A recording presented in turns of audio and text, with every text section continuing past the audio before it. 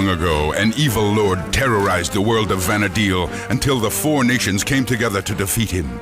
Now, in the year 863, rumors of a resurrection are afoot. This time it will take the strength of an online video gaming community to defeat him in Final Fantasy XI. 大規模すぎてですね、多分プレイしてる人も Final Fantasy XI has a huge storyline that is quite sophisticated. Although everybody is playing through the overall game for themselves, we created Final Fantasy XI so that people could journey with other people and experience the world together, and they become part of the story itself. The way that we accomplished our dream to bring the world of Final Fantasy into an online game is that we put in a system of missions and quests in which the story is told through. You get to hear about the story in parts, and then you gradually get to view parts of the whole story that makes up the background of Final Fantasy XI. When you start the game, you can choose between three countries: the Kingdom of Sandoria, the Republic of Bastuk, and the Federation of Windhurst. Each country presents you with a different perspective of the world, so you learn about the story from your town's perspective until eventually everyone ends up in Juneau, the fourth country, and you get the full breadth of the storyline there.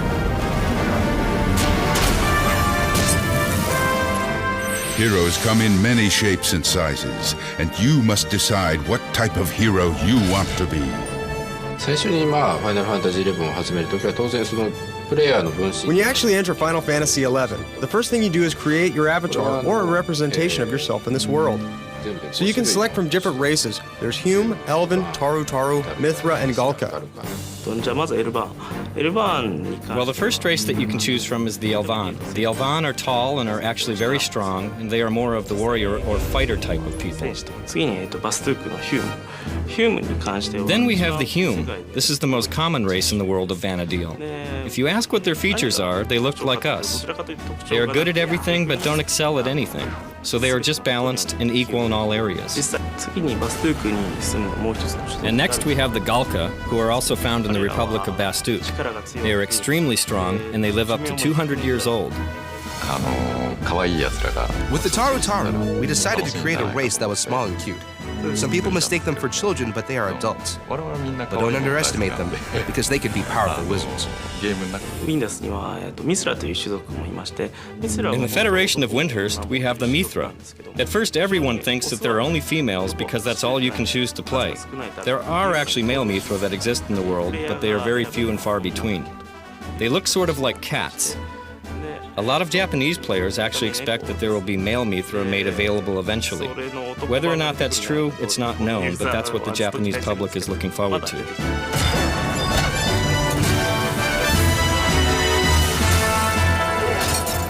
But peace no longer is the norm in Venodil. The Kingdom of Sandoria, the Republic of Bastuk, and the Federation of Windhurst all vie for control of the outlying lands, affecting all of its surroundings. Well, first of all, you might ask why there are three countries or three kingdoms in this world. Having three countries allows you to have each country with its own set of values. And that set of values changes the perspective of how they view the world. The three major countries are fighting over who possesses the land. And the conquest is basically that the countries can fight over the land and see who can gain the most resources. And that affects the gameplay too. The country that you choose to start out in could be winning or losing the conquest, and that will affect how the country appears and what type of items they are selling. We made the conquest system so that people can work together in order to interact, get those extra items or extra things for their country to make it easier for each other.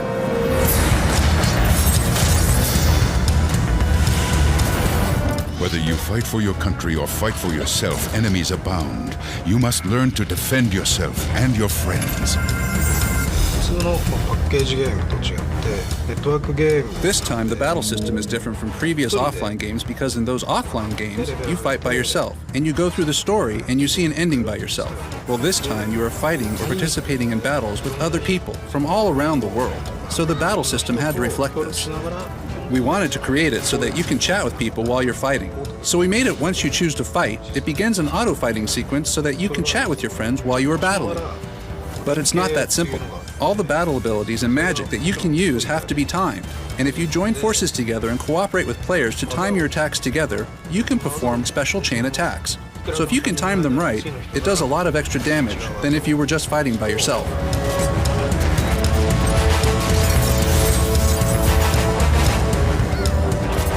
One cannot succeed in this world alone. You must seek out help from others and form powerful alliances.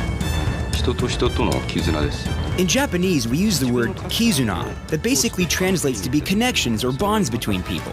And that is the basis of Final Fantasy XI. In the Final Fantasy Online experience, up to 6 people can form a party and travel together. And when you collect people and form a party, you tend to gather people who will play different roles to have a balance. You allocate the roles in order to battle in a more effective manner. But then to defeat large-scale bosses or to complete large-scale missions, you can form an alliance of up to 3 parties, so you can have up to 18 people fighting together. But if an alliance is to be successful, you must be a valued member of the team, so choose your role wisely. Initially, you can choose from 6 jobs. You can start off with warriors, monks, white, black, and red mages, and thieves. In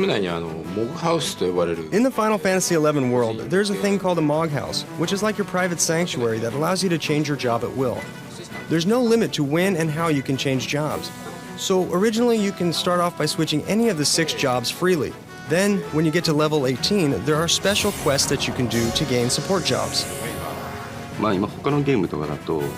In most online games, if you're just a warrior, you're the same warrior as everyone else, but you just have a higher level that makes you different from other people. So in Final Fantasy XI, we decided to add a support job. It allows you to be a warrior that can also cast magic, or a warrior that can easily find rare items, or a warrior who can summon beasts from another world. If I give away too much, please ignore me. But when you get to level 30, you will discover that there are extra jobs that are made available. And these are sort of hidden in the game, and that you can do special quests to achieve the right to be able to take on those jobs. So look out for them in the game. The vast online world of Final Fantasy XI is the beginning of an RPG gaming revolution. There is much more to this story. New devices and surprises must be revealed. In due time, the rest will be told.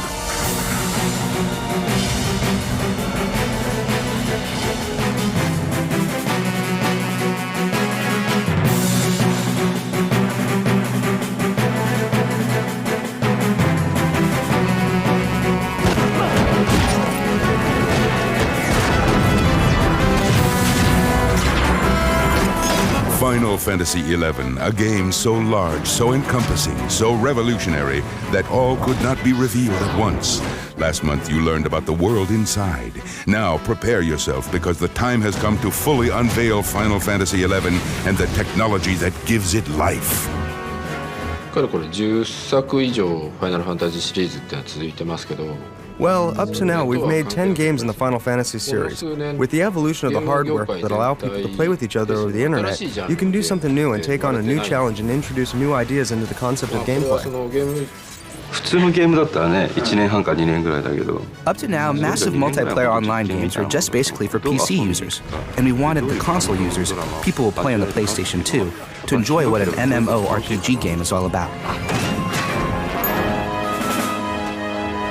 Each Final Fantasy game has always been a step ahead with an eye towards the future. So it comes as no surprise that Final Fantasy XI is not only the first game to use the new PlayStation 2 hard disk drive, but also the first game to come with it. With any ongoing world, you will have changes that keep taking place and have the world continue to evolve. In order to keep it fresh for the player, you need a rewritable memory device. So for Final Fantasy XI, we felt we needed to use the new hard disk drive, rather than just making it a packaged game on one DVD that can't ever be changed. We realized that the hard disk drive was essential to really make Final Fantasy XI interesting. To increase player population and to make the game truly ubiquitous, Final Fantasy XI will be released on both the PlayStation 2 and the PC. Wherever travels and work may take you, Final Fantasy XI will always be within reach. If you have both the PC version and the PS2 version, you can use the same account on either. So no matter where you log on from, whether it's a net cafe, whether it's from like a company PC or at home on the PS2 version, they all can log on to the same information, and basically it's just a different portal to the same world. Final Fantasy XI was conceived and developed in Japan, but its users in America are as fervently dedicated as those in the game's homeland. The programmers from the outset had built the game so that US and Japanese players would be able to play in the same world together. Personally, I am very excited, and my other programmers are very excited about the idea of doing this because it's something totally new. And we will strive to keep this interaction going by continuing to make sure that the game runs smoothly for both the Japanese and US audiences. We've gone to great lengths to keep the Japanese version and the English version exactly the same. So our translators have to translate simultaneously with the teams as they write the Japanese text and keep everything synchronized exactly so that from now on, every time there's an expansion pack added, the release is simultaneous in both the Japanese and US markets. In this game, where community and communication play defining roles, your success may depend on bridging the language barrier. For people who don't speak the same language, we strove to add a simple Phrasebook Dictionary, an automatic translation system where you can type a key phrase, press a key, and the words will appear in the correct language on the other person's screen. So even if you don't know enough of someone's language, you can still communicate with each other. In Final Fantasy XI, rather than just having the chats be plain text on screen, we've added the emotes, which are like emotional movements or reactions that you can do on top of your simple chatting. So for instance, when you say hello to someone, you can choose to add a wave, or you can be formal and add a proper bow. The ultimate power of the internet ushers in unlimited possibilities of an alternate world where players' interactions extend beyond physical borders, across countries and continents. With Play Online, there are no boundaries. Play Online will come with every game that we release in the future that will be online on PlayStation 2, just to enable people to communicate with each other. The concept of Play Online was a gathering place for a little town. So what is in there is a chat system and a messaging system. And even if they're inside different games, you can send short messages to them to say that you're online or that you'll soon be joining them. So the Play Online system is all about sharing and messaging, like having a friend list that you can use to talk and communicate with people.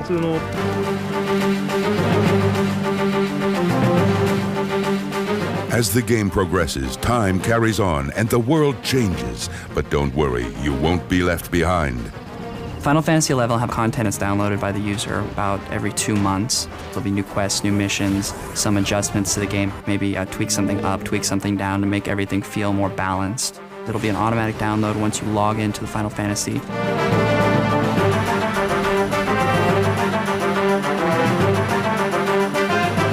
No bounds, no limits. As the audience and its world grows and expands, technology leads the way.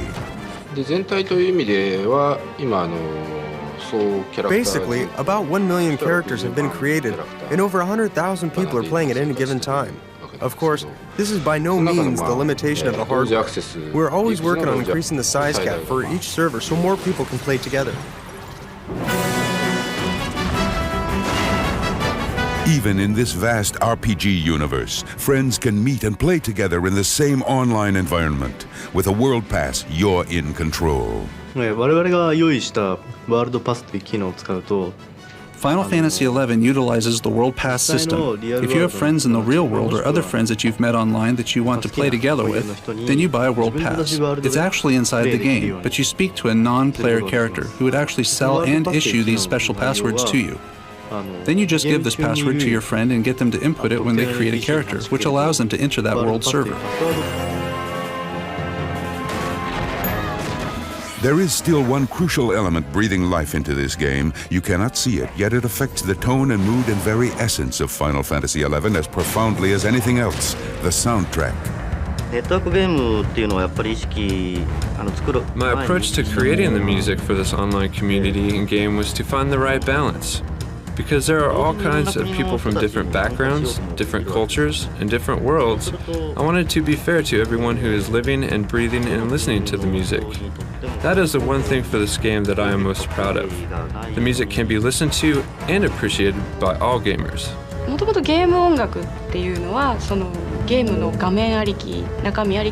Generally speaking, with video game music, you have this visual thing in front of you, and I guess you try to match up the music so that it fits the color and the personality of the game itself.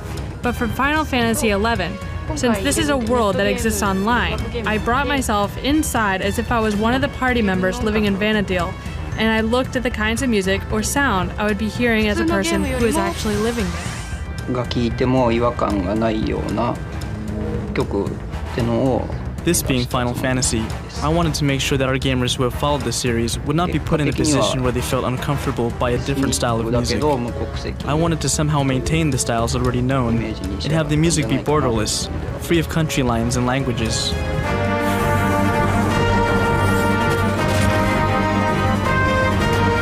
Final Fantasy XI has redefined the RPG genre and opened an entirely new realm in video gaming possibilities.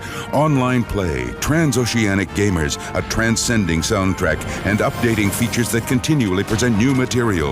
With this game, technology has been seized and a new pinnacle has been reached.